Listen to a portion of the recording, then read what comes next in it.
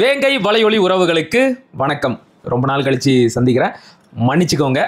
இன்னைக்கு நாம அண்ணன் கூட பல அரசியல் விடயங்கள் குறித்து விரிவா பேச போறோம். வாங்க பேசலாம்.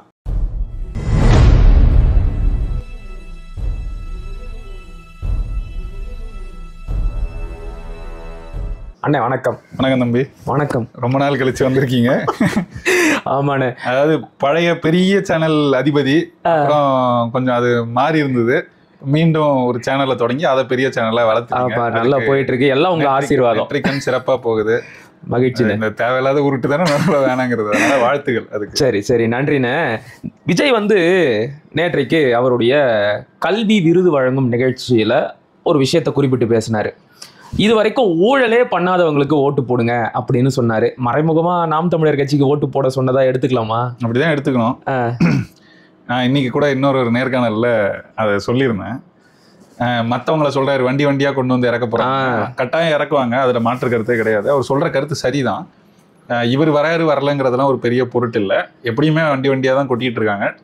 கண்டெய்னரா மாட்டினதெல்லாம் நமக்கு நினைவு இருக்கும். கரெக்ட். அது மாட்டி இப்போ 9 ஆண்டு ஆகுது, அது ஒன்றும் நடக்கல. அந்த கண்டெய்னர் யாருதுன்னு கூட தெரியல, கடைசி வரைக்கும் தெரியல. அந்த கண்டெய்னர் என்னடா பண்ணீங்க, எங்கடா போச்சு, அதுக்கு ஒரு வழக்கு இருந்திருக்குன்னா அது ஒரு முடிவுக்கு வந்திருக்கணும். அதுதான் இந்த நாட்டோட நிலைமையா இருக்கு. இதுல இருந்து நமக்கு என்ன புரியுதுன்னா, இந்த பாஜக ஆடுற விளையாட்டுலாம் இருக்குல்ல, ஏதோ தூய்மையான கட்சி கூட, அது எவ்வளவு கேவலமான கட்சிங்கிறத இந்த மாதிரி நிகழ்வுகளும் நமக்கு உணர்த்தும். இதெல்லாம் தாண்டி அவர் கேட்கறதுக்கு விஜய்க்கு தகுதி இருக்கா அப்படிங்கிற கேள்விதான் நமக்கு வருது. கரெக்ட். ஏன்னா இன்னைக்கும் அவர் கட்சி தொடங்குறதுக்கு முன்னாடி அவர் என்ன பண்ணாரு விட்டுருங்க. கட்சி தொடங்கின பிறகு அவருக்கு ஒரு படமாச்சும் வெளியாச்சு இல்லையா? கோட் வெளியாச்சு. ஆமா. பிளாக்ல டிக்கெட் விற்குதா இல்லையா? கண்டிப்பா. நிர்ணயிக்கப்பட்ட தொகைக்கு மேல தொகை வச்சு டிக்கெட்டுகள் விற்கப்படுதா இல்லையா? நிச்சயமா. மொத்த சம்பளமும் இவரு வெளிப்படையா வெள்ளையா தான் வாங்குறாரா? அப்படிலாம் யாராலையும் உறுதியா சொல்ல முடியாது. இந்த 3 கேள்விகளுக்கு அவரால் நேரடியா பதில் சொல்ல. நான் இன்னொரு கேள்வியும் சேர்த்துக்கிறேன். தான் வாங்கிய ரோல்ஸ் ராய்ஸ் காருக்கு வரி விலக்கு கேட்டு நீதிமன்றத்தால் கடுமையாக விமர்சிக்கப்பட்ட நபர் எல்லாமே என்ன, அவர் கட்சி தொடங்கிய பிறகு, அதுக்கு முன்னாடி சரி ஏதோ இருந்துட்டீங்க போங்க அப்படின்னு கூட விட்டுறோம்னு வச்சுக்கோங்க. கட்சி தொடங்கிய பிறகு நீங்க கேள்வி கேட்க தொடங்குறீங்க. அப்போ உங்களை நோக்கியும் அந்த போன்ற கேள்விகள் வரும். அப்ப இந்த கேள்விக்கான பதில் என்ன? நீங்க தூய்மையானவரா? நீங்க குறைந்த அளவு உங்களோட படம் வெளியாகும் போது அதுல நடக்கிற ஒரு ஊழல், அதுல நடக்கிற ஒரு கள்ள பணத்துக்கான வழிமுறைகள், இதையெல்லாம் உங்களால மாத்த முடியலன்னா நீங்க நாட்டை மாத்துவீங்கன்னு எப்படி நம்ம நம்ப முடியும்? அதான் அவரே சொல்றாரு, நல்லவங்களா, நம்பிக்கையானவங்களா, இது வரைக்கும் ஊழலே செய்யாதவங்களா அப்படின்னு சொல்லும் போது அவர் நம்பக்கூடிய ஆள் இல்லை அப்படிங்கிறதையும் நாம புரிஞ்சுக்க வேண்டியது இருக்கு. இப்ப இந்த இடத்துல இன்னொரு கேள்வி, நம்ம பாராளுமன்ற புலி, பார்லிமெண்ட் டைகர், சிரிக்காதீங்கண்ணா, வைகோவுக்கு திமுகவில் இருந்து இந்த தடவை ராஜ்யசபா சீட், மாநிலங்களவைக்கான எம்பி பதவியை ஒதுக்கல, அதுக்கு பதில் கமலஹாசனுக்கு கொடுத்துருக்குறாங்க. இதை எப்படி பாக்குறீங்க? இதை பல வகையா பார்க்க வேண்டியிருக்கு. வைகோ கட்சி தொடங்கினதே வீண் அப்படின்ற நிலைக்கு இன்னைக்கு வந்துட்டாரு. எப்படி பார்த்தாலும் நாடாளுமன்றத்துல ரொம்ப வீரியமா பேசக்கூடியவர். நிச்சயமா அந்த வீரியமா எதை பேசுறாரு, என்ன பேசுறாருங்கிறது இருக்கு. 99, 2004 அந்த காலகட்டம் திமுக மதிமுக 2 பேருமே பாஜகவோட கூட்டணியில இருந்தாங்க. அன்றைக்கு மோடி அவர்கள் குஜராத் முதலமைச்சர் ஆகிறாரு. ஆன பிறகு அங்க நடந்த கலவரம், அதுல 3500க்கும் மேற்பட்ட இஸ்லாமியர்கள் கொல்லப்படுகிறார்கள். அது ஒரு இனப்படுகொலை மாதிரி தான் அது நடந்துச்சு. அது நடந்த பிறகு அது பத்தின விவாதம் ரொம்ப தாமதமா தான் இங்கேயே வருது, நாடாளுமன்றத்திலே வருது. வரும்போது இவங்க பேசின பேச்சுக்கள் இருக்குல்ல, குஜராத் கூட்டாளிகள்னு ஒரு புத்தகமே போட்டிருக்காங்க. அந்த புத்தகத்தை படிச்சீங்கன்னா ஒவ்வொருத்தரும் என்னென்ன பேசினாங்கன்னு இருக்கு. அன்றைக்கு மோடிக்கு ரொம்பவும் முட்டு கொடுத்து பேசினது வைகோ தான். அங்க மொத்த இந்தியாவிலேயே அதிகமா மோடிக்கு முட்டு கொடுத்து பாஜகவை காப்பாற்ற பேசிய நபர் அப்படின்னா மொத்த இந்தியாவிலேயே சொல்றேன். அதுக்கு அவர் எடுத்த ஆயுதங்கள் என்ன தெரியுமா? காங்கிரஸ் தான் இதை எழுப்புது. அதனால காங்கிரஸை நோக்கி கேள்விகள் வைக்கிறாரு. உங்க ஆட்சியில நடந்ததெல்லாம் நான் பேசட்டுமா? இந்திரா காந்தி செத்த போது என்ன நடந்துச்சு? அப்ப ராஜீவ் காந்தி என்ன சொன்னாரு? அன்றைக்கு எவ்வளவு சீக்கியர்களை கொன்னீங்க, அதனால சீக்கியர்கள் இங்க இருந்து வெளியேறி எத்தனை நாடுக்கு போனாங்க? ரொம்ப சரி கேட்டாரா? அடுத்தது கேட்டாரு, அசாம்ல நீங்க செஞ்சதை நான் பேசட்டுமா? அசாம்ல கிட்டத்தட்ட இதே மாதிரி இனப்படுகொலை அங்க நடந்துச்சு, அதை நான் பேசட்டுமா? நீங்க நாகாலாந்துல நடத்துனதை பேசட்டுமா? அப்படின்னு ஒவ்வொன்னையா சொல்லி எதிர்த்துல எவ்வளவு 1000 பேர் செத்தாங்க அப்படிங்கிற கணக்குகளோட இவர் எடுத்து பேசுறாரு காங்கிரஸை எதிர்த்து. ஆனா இதெல்லாம் 2002ல நடக்குது. செஞ்சுட்டு 2004ல அதே காங்கிரஸோட மொத்த பேரும் கூட்டணி வச்சிட்டாங்க. சந்தர்ப்பவாதம். பதவி வேணும்ல. எவ்வளவு பெரிய, அதாவது இதை விட இழிவா இருக்க முடியாதுங்கிற நிலையில அன்றைக்கே நான் வந்து வைகோவெல்லாம் பார்க்க தொடங்கிட்டேன். எனக்கு 2004 கட்டத்துல இருந்து அவர் மேல பெருசா நம்பிக்கை கிடையாது. அதுக்கு முன்னாடி அவ்வளவு தெரியாது இந்த அளவுக்கு. அதுலயே தெரிஞ்சுக்கிட்டோம், அதோட புரிஞ்சுக்கிட்டோம். மறுபடியும் ஒரு பல்ட்டி அடிச்சாரு 2014 பாஜக வரப்போகுது அப்படின்னு தெரிஞ்ச உடனே மோடிக்கு வந்து சிகப்பு கம்பளம் விரிச்சு இங்க மிகப்பெரிய வரவேற்பா கூட்டிகிட்டு வந்ததே இவருதான் பண்ணாரு. தேர்தல் முடிஞ்சு மோடி பதவி ஏற்கும் போதே வந்து ராஜபக்சேவை கூப்பிடுறாருன உடனே அவரோட அரசியல மொத்தமா முடிஞ்சிடும் உடனே அதுக்கு ஒரு நாடகத்தை போட்டாரு, வெளியே வந்தாரு. அதுக்கு பிறகு திரும்ப மக்கள் நல கூட்டணின்னு ஒண்ணு வச்சு ஒரு கூத்தடிச்சாரு. அதுல போட்டியிடாம கடைசி நேரத்துல ஒதுங்கினாரு தெரியுமா? அந்த அந்த விளையாட்டை வந்து ஒரு 2011லயே மொத்த கட்சியை வச்சு ஆடி காமிச்சிட்டாரு. மொத்த கட்சியுமே 2011 போட்டியிடல. தேர்தலில் போட்டியிடாத தேர்தல் கட்சி ஒண்ணு வச்சு நடத்த முடியுமா? அத அந்த கால, அதாவது போட்டிக்கிட்டு இருந்து திடீர்னு நடுவுல ஒரு தேர்தலில் நாங்க போட்டியிடலைன்னா இது எல்லாத்துக்குமே ஒரு காரணம் சொல்லப்பட்டது. நான் சொல்லல, அந்தந்த காலகட்டத்தில் சொல்லப்பட்டது. போட்டியிட்டா இவங்களை எதிர்த்து போட்டியிடுறதுக்கோ, இல்ல இந்த கூட்டணியில இருக்கிறதுக்கோ, இல்ல கூட்டணியில இருந்து வெளியே வர்றதுக்கோ, இல்ல வேற ஒரு கூட்டணியில சேர்றதுக்கோ, இல்ல சேராம இருக்கிறதுக்கோ பணம் தரப்படுது அப்படின்னு. அந்த மாதிரி ஆட்டத்தை கலைக்கிறதுக்கு இவருக்கு பணம் கொடுக்கப்படுது. 2011 இவர் போட்டியிடாமல் இருக்க எங்கேயோ தொகை வாங்கினாருன்னு பேசினாங்க. சரி, அது கூட சரி விடுவோமே. 14 அதுக்கு பிறகு போய் தேசிய ஜனநாயக கூட்டணின்னு இவங்க பாஜக கூட்டணியில இருந்தாரு. அதுல இவர் கட்சி எதுவும் வெல்லல. பாமக ஒரு இடமும் பாஜக ஒரு இடமும், பொன் ராதாகிருஷ்ணனும் அன்புமணி 2 பேர் தான் வென்றாங்க. இவர் ஒன்றும் வெல்லல, அதுலயும் இவர் போட்டியிடலை. சரியா? அதுக்கு பிறகு என்ன ஆகுது, திரும்ப 16 வருது. அப்பதான் மக்கள் நல கூட்டணின்னு ஒன்று வைக்கிறாரு. அது வரைக்கும் பாஜக கூட்டணி வச்சிருந்தவர் திருமாவளவனும், அதாவது விசிகாவும் கம்யூனிஸ்டுகளும் வந்து இவரை உடனே ஏத்துக்கிட்டான். இவர் வந்து பெரிய சமூக நீதி போராளின்னு உடனே இவரை ஏத்துக்கிட்டு இவர் தான் கட்டுறாரு. திட்டத்தட்ட திருமாவளவனும் சேர்ந்துதான் அந்த கூட்டணியை கட்டுறாங்க. கட்டி அதுக்கு பிறகு விஜயகாந்தை கொண்டு வர்றது, இதெல்லாம் கொண்டு வர்றது. அப்போ உங்களுக்கு நினைவு இருக்கா தெரியல, பாலிமர்ல ஒரு நேர்காணல் கொடுக்குறாரு. அந்த நேர்காணல்ல அந்த நெறியாளர் கேட்கிறாரு, 1500 கோடி நீங்க வாங்குனீங்கன்னு சொல்றாங்களே அப்படின்னு கேட்ட உடனே இப்படிதான் ஒரு அறையில உட்காந்து பேசிக்கிட்டு இருக்கும்போது மைக்கை கைட்டி போட்டு ஏஞ்சி போயிடுவாரு. அதுக்கு பதிலே சொல்ல, இப்போ வரைக்கும் சொல்ல. அப்ப இதுல என்ன நடக்குது, இல்லன்னு கூட மறுக்கலையா? அதாவது இல்லங்கிறதுக்கு தான் கோவப்படுறாருன்னு நீங்க வச்சுக்கோங்களேன். ஆனா என்னன்னா, இது எப்படி பாக்குறதுன்னு எனக்கு உண்மையிலேயே இன்னைக்கு வரைக்கும் புரியல.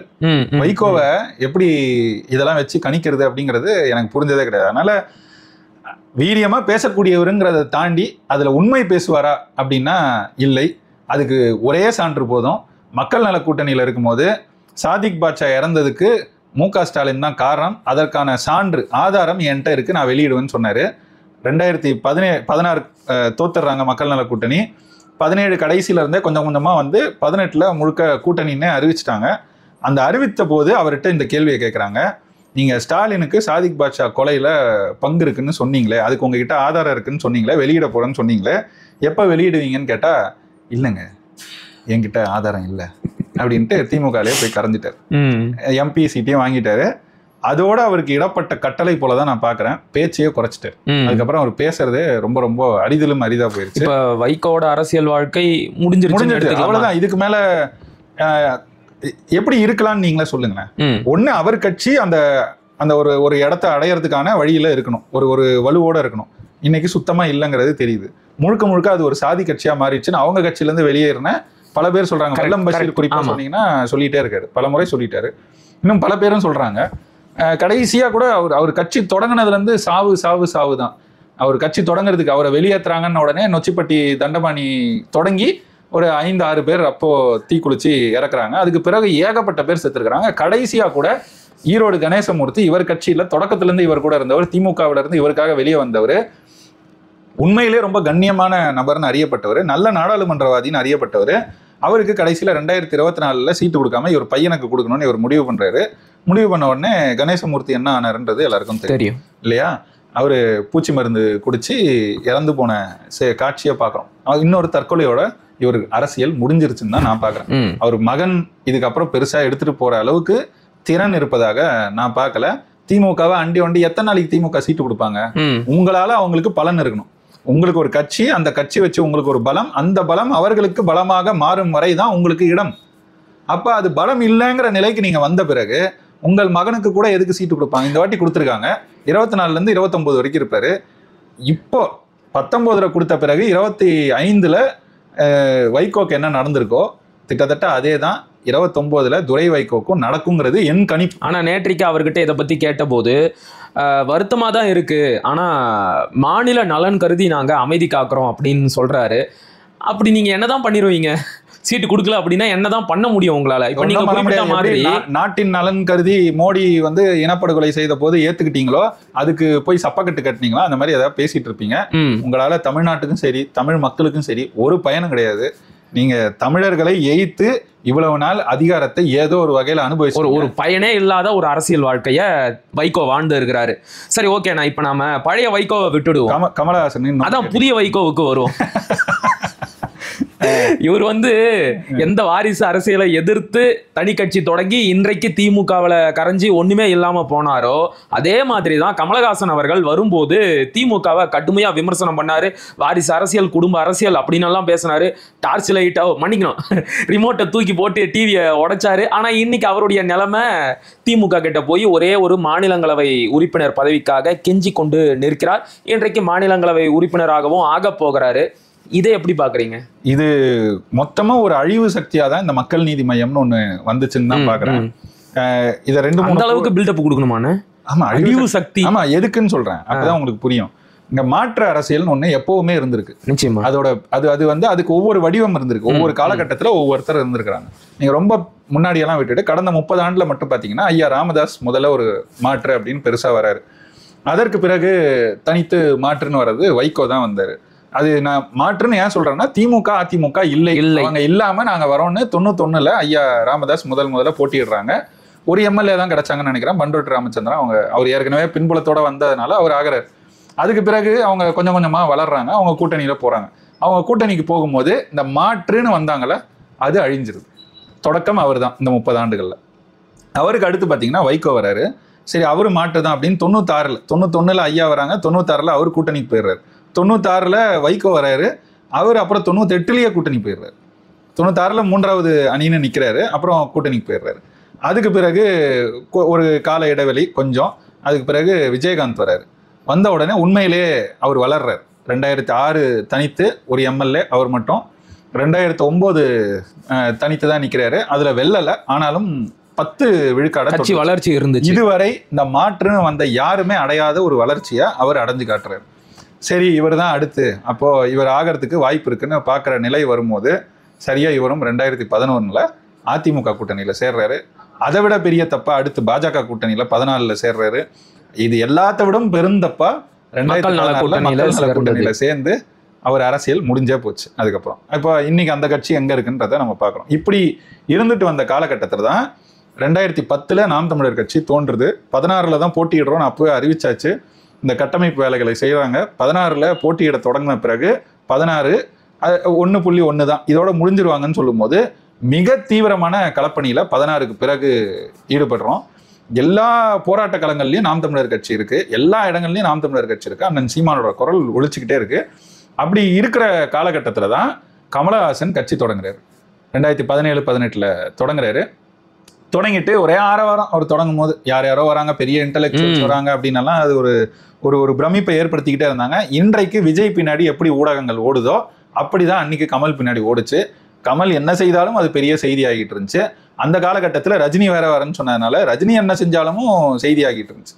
இந்த ஒரு நிலையில இருக்கும்போது கடைசியில அவர் இன்னைக்கு எங்க வந்து நின்று இருக்காருன்னு பார்க்கணும். அவர் ஒரு தேர்தல் தான் உருப்படியா வேலை பார்த்தார். 2019 மட்டும்தான் அவர் வராரு. உடனே வர தேர்தல் வந்து 19 நாடாளுமன்ற தேர்தல் தனித்து நின்னாரு. நம்மளை விடவும் கம்மியா தான் வாக்கு வாங்கினார். அந்த இடத்துலயும் நாம் தமிழர் கட்சி அவங்களோட முன்னாடி நின்றுச்சு. ஆனா என்னன்னா, அவர் வந்து இல்லைன்னா, அவர் இருந்து இல்லை. 2019ல் கமலஹாசன் மக்கள் நீதி மையம் நாங்களும் ஒரு மாற்றுன்னு வந்து அந்த களத்துல போட்டியிட்டுலன்னா, அவங்க வாங்கினதுல குறைந்த அளவு ஒரு 50 விழுக்காடாவது அவர் வாங்கின வாக்குகள்ல நாம் தமிழர் கட்சிக்கு வந்திருக்கும். அன்றைக்கே கிட்டத்தட்ட 6 விழுக்காடு தொட்டிருக்கும் நாம் தமிழர் கட்சி. இல்ல அதை விட தாண்டி இருக்கும். தாண்டி இருந்தா 2021லேயே அங்கீகரிக்கப்பட்ட கட்சியா மாறி இருப்போம். அந்த வளர்ச்சியும் இன்னும் பெருசா இருந்திருக்கும். அதுக்கு பிறகான வளர்ச்சியும் பெருசா இருந்திருக்கும். இது மொத்தத்தையும் கெடுத்ததே கமலஹாசன் அந்த மக்கள் நீதி மையம் தான். வந்து கெடுத்துட்டு 19 தேர்தலுக்கு பிறகு அவருக்கு கட்சி நடத்த முடியல. 21ல் திரும்ப தனித்து போட்டின்னு பேசிட்டு கடைசியில யாரையோ கூப்பிட்டு சரத்குமார் அவர் ஒரு இடம் தான் கேட்பாரு. எங்க போனாலுமே அவருக்கு மட்டும்தான் இடம் கேட்பாரு. கூடுதலா வேணும் தேவைப்பட்டா இன்னொரு இடம் 2 இடம் அவரை கூப்பிட்டு 40-45 ஆமா. அவங்க கட்சி கொடுத்தாங்க. அவரு ஆள் இல்லைங்க அப்படின்னு சொல்லி திருப்பி கொடுத்துட்டாரு. அந்த மாதிரிலாம் நடந்துச்சு. அப்போ அவங்க கடைசியில முழுமையாவும் போட்டியிடல, யார் யாரையோ சேர்த்து எல்லாருக்கும் 5 சீட்டு 10 சீட்டு அப்படியெல்லாம் சேர்த்து ஒரு பெரிய கூட்டணி மாதிரி அமைச்சு என்னவோ செஞ்சாருன்னு வச்சுக்கோங்க. 21 தேர்தலையே அவர் திட்டத்தட்ட காணாம போயிட்டார். இந்த 19 தேர்தலில் இன்னொரு திருப்பமும் நடந்துச்சு. டிடிவி தினகரனும் இந்த ஆட்டத்துல உள்ள வந்தாரு. அவரும் 21 தேர்தலில் தனித்து நின்று அவரும் வாங்கினார். 19ல எனக்கு தெரிஞ்சு அவர் 5 விழுக்காடு வாங்கினாருன்னு நினைக்கிறேன். 21ல வந்து அவர் 2 புள்ளி எதுக்கோ போயிட்டாரு. கமலஹாசனும் 2 விழுக்காடுக்கு வந்துட்டாரு. அப்ப இவ்வளவுதான் இவங்களோட ஆட்டம். ஆனா இந்த ஆட்டத்தை ஆடிட்டு இவங்க காணாம போயிடுவாங்க. நான் ஏன் அழிவு சக்தின்னு சொன்னேன்றது ஓரளவுக்கு புரியுது. இதுல கூடுதலா என்னன்னா, இந்த மாற்று அரசியலை நம்பி தானே உங்களுக்கும் வாக்கு செலுத்தினாங்க. நிச்சயமா 16 லட்சம் பேருக்கு மேல உங்களுக்கு வாக்கு செலுத்தினாங்களா 2019. அவங்க உங்களை நம்பினாங்க. அவங்க நம்பிக்கையை நீங்க தகர்த்துட்டீங்க. அதுதான் பெரிய அழிவா நான் பாக்குறேன் இதுல. ஆனா அது எதை பத்தியும் இவருக்கு கவலையே இருக்கிற மாதிரி தெரியலையே. அவர் கவலைப்படவே இல்லை. அவரு நல்ல நடிகர். என்னைக்கும் நம்ம அவருக்கு ரசிகர்கள் தான். நீங்க நல்லா நடிக்கிற வரைக்கும் உங்களை கொண்டாடும். நீங்க நடிங்க. ஏன் அரசியல் களத்துக்கு வந்து இந்த தேவையில்லாத குளறுபடி வேலைகளை பார்த்தீங்க? அது ஒரு பெரிய கேடு இல்லை. இங்க நீங்க நான் திரும்ப நான் நினைச்சு பாக்குறது, இவங்களுக்கு இவ்வளவுதான் இவங்களோட வலு. இவங்களால இதுக்கு மேல நிக்க முடியாதுங்கிறத இவங்க தொடக்கத்திலேயே எண்ணி பார்த்துருக்கணும், நினைச்சு பார்த்துருக்கணும். பார்த்துருந்தாங்கன்னா இவங்க இந்த வேலையை செய்யாம ஏற்கனவே மாற்றுன்னு பேசுறாங்க அப்படின்னு சொல்லிட்டு அண்ணன் சீமான் பின்னாடி வந்து நின்று இருந்தா இந்த மாதிரி நிலை ஏற்பட்டிருக்காது. அவருக்கும் ஏற்பட்டிருக்காது. நாம் தமிழர் கட்சியும் வேற ஒரு நிலைக்கு போயிருக்கும். இப்போ அதே தான் இன்னைக்கு இன்னொரு நடிகர் செய்யறதா நான் பாக்குறேன். இன்னொரு அழிவு சக்தியா. இப்போ ஏற்கனவே இதை பார்த்துட்டோம். இது ஒரு கேஸ் ஸ்டடின்னு வச்சுக்கோங்களேன். இது நடந்துச்சு. அது நடந்ததை இப்போ நான் சொன்ன கருத்தெல்லாம் 2019 இப்படிதான் நடக்க போகுதுன்னு யாருக்கிட்டே பேசியிருந்தேன்னா எவ்வளவு நம்பியிருப்பாங்க? யாருமே நம்பி இருக்க மாட்டாங்க. அதுல கமல் சிறப்பா செய்வார். அவர் எவ்வளவு பெரிய அறிவாளி தெரியுமா? அப்படிதான் பேசுவாங்க. நான் இப்பவும் சொல்றேன், விஜயை பத்தி நம்ம அப்படிதான் பாக்குறோம். ஆனா இப்ப சொன்னா நீங்க நம்ப மாட்டீங்க. உங்களுக்கு ஒரு 2 தேர்தல் தேவைப்படும். ஒரு 5 ஆண்டு அல்லது 6 ஆண்டு 7 ஆண்டு. இப்ப கமல்து மொத்தம் 7 ஆண்டு தானே. 7 ஆண்டுக்குள்ள விஜயோட அரசியல் எங்க போய் நிக்குதுங்கிறது நமக்கும் தெரிஞ்சிடும், எல்லாருக்கும் தெரிஞ்சிடும். சரிண்ணா. அப்போ இந்த கருத்தை நம்ம பார்த்தோம். சரிண்ணா. அடுத்து கடந்த வாரங்கள்ல இருங்க கமலஹாசன் இதோட முடியல. வந்து கமலோட பகுதியை தான் பேசணும். சரி. திமுக தானே கமலுக்கு சீட்டு கொடுத்துருக்கு. ஆமா. ஏன் கொடுத்துச்சு? எனக்கு தெரியல, நீங்களே சொல்லுங்க. நீங்க ஏன் கொடுத்துச்சுன்னா அவங்க வாக்கு, அவங்க கூட்டணி அது 2024 ஒப்பந்தம் போட்டுட்டாங்க. ஒப்பந்தம் போட்டபடி கொடுத்துட்டாங்கன்னு வச்சுக்கோங்களேன். அவங்களுக்கு அதுல வாய்ப்பு கொடுக்கல அவங்க போட்டியிடுறதுக்கு. அதனால ஒரு மாநிலங்களவை உறுப்பினரா இவருக்கு கொடுக்கறதா பேசிட்டாங்க, கொடுக்குறாங்க. நமக்கு என்னன்னா, திமுக என்ன கட்சின்னு சொல்லுவாங்க? திராவிட பின்புலம் என்ன? திராவிட கட்சி. திராவிடம்னா அதோட பின்புலம் என்ன? ஓ, நீங்க அப்படி வரீங்களா? ஓகே புரியுது. அதாவது வந்து தமிழன் அப்படின்னு சொன்னா நானும் தமிழ் தான் பேசுறேன் அப்படின்னு சொல்லிட்டு ஆரிய பார்ப்பனரும் உள்ள வந்துருவாங்க. அதனாலதான் நாம நம்மள திராவிடன்னு சொல்லிக்கணும் அப்படின்னு சொல்லுவாங்க. இதுதான் திராவிட அரசியலின் அடித்தளம். இப்ப கமலஹாசன் வந்துட்டாரா? அவர் யார்? எஸ்.வி. சேகர் இதுக்கு முன்னாடியே வந்துட்டாரு. அது விடு. கமலஹாசனே இப்ப இவங்க கூப்பிட்டு இடமே கொடுத்துட்டாங்க. ஓகே, வந்துட்டாரா? அப்ப அவர் யார்? திராவிடர். நீங்களா அந்த வாஷிங் மிஷின் வச்சிருக்கீங்க, போட்டு எடுத்து கொடுத்துருக்கீங்க. அவங்க வச்சிருக்காங்க. அதான் இப்ப நமக்கு என்னன்னா, நம்ம அண்ணனே வந்து கமலஹாசனை ஆதரிக்கும் போது, அவர் வரட்டும், அண்ணன் வந்து கட்சி தொடங்கினா அவர் இந்த மண்ணின் மைந்தர். அப்ப என்னன்னா, ரஜினி கட்சி தொடங்குறேன்னு சொல்லும் போது அவரை எதிர்த்தார். ஆமா, அவரை எதிர்த்தப்போ இந்த திராவிட தரப்பு வந்து நீ கமலை எதுக்கு ஆதரிக்கிறீங்க, ரஜினியை எதிர்க்கிறீங்க, அப்ப கமல் எப்படி தமிழர் ஆனாரு, அவரு பார்ப்பனர் தானே அப்படின்னு பல பேர் கேட்டாங்க. இந்த சுபவீர பாண்டியன் கேட்டார். எனக்கு நல்லா நினைவு. ஐயா எங்கன்னு? சரியா, வரேன் அப்புறமா வருவோம் ஐயாவுக்கு. ஐயா ரொம்ப மிஸ் பண்றோம்ல. ஆமா ஆளையே காணோம். ஆமா, கொஞ்ச நேரம் அழுதுகிட்டு இருக்காராம் தனியா உட்காந்து. அது அப்புறமா பேசுவோம் பின்னாடி. தக்காளி ஒரு வார்டு கவுன்சிலர் கூட கொடுக்கலையாடா அப்படின்னா. அதை விடுங்க. இப்ப இது என்னன்னா, ஐயா அதெல்லாம் எதிர்பார்க்கிற ஆள் இல்ல. நீங்க அப்படிலாம் நினைக்காது. சோறு போட்டா போதும். என்ன அப்படி பேச வைக்காதீங்க. நான் அப்புறம் வெளிப்படையா நான் பேச வேணான்னு பாக்குறேன். ஐயா மேல நிறைய மதிப்பு வச்சிருக்கிறேங்கிறது ஐயாவுக்கு. ஆமா, எனக்கு ரொம்ப தெரியும். இப்ப என்னன்னா, அவங்க அப்படி சொன்னாங்கல்ல, இவர் யாரு? நம்மள கேள்வி கேட்டாங்க. கமல் தமிழரா? அவர் மட்டும் நீங்க எப்படி ஆதரிக்கிறீங்க? ரஜினியை எதிர்க்கிறீங்க, ஆனா கமலை ஆதரிக்கிறீங்கன்னா இதனாலதான் சொல்றோம் நீங்க பாஜகவோட பி டீம். ஏன்டா அப்படின்னா, ஆரியரை ஆதரிக்கிறீங்க. அந்த ஆரியரை தானே மூதேவி, ஆரியத்துக்கு எதிரான திராவிடன்னு சொல்லிட்டு நீங்க கூப்பிட்டு நீங்க எம்பி சீட்டு கொடுத்துருக்கீங்க. வெக்கமா இல்ல? இதெல்லாம் தாண்டி கூச்சப்படவே மாட்டாங்களா? எங்க அரசியலே என்னன்னா, பார்ப்பனர் அல்லாதார் அரசியல். பார்ப்பனர் அல்லாதார் இயக்கத்திலிருந்து தொடங்கினதுதான் ஜஸ்டிஸ் பார்ட்டி. அந்த ஜஸ்டிஸ் பார்ட்டி ஒரு காலத்துல மருவிதான் திராவிட கழகம். அந்த திராவிட கழகத்திலிருந்து கிளர்த்து வந்ததுதான் திமுக. இன்றைக்கு வரைக்கும் இருக்கும். எங்களுக்கு 100 ஆண்டு நூற்றாண்டு கொண்டாடினாங்க. சரியா?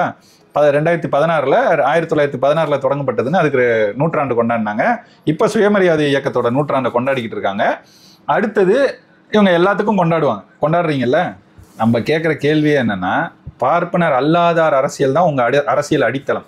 இப்ப கூட இந்த 2021 தேர்தலில் இவங்க வென்ற பிறகு இந்த சட்டமன்றம் தான் முதல்ல ஒரு பார்ப்பனர் கூட இல்லாத ஒரு சட்டமன்றம் இவங்க பெருமை பீத்திக்கிட்டீங்கல்ல.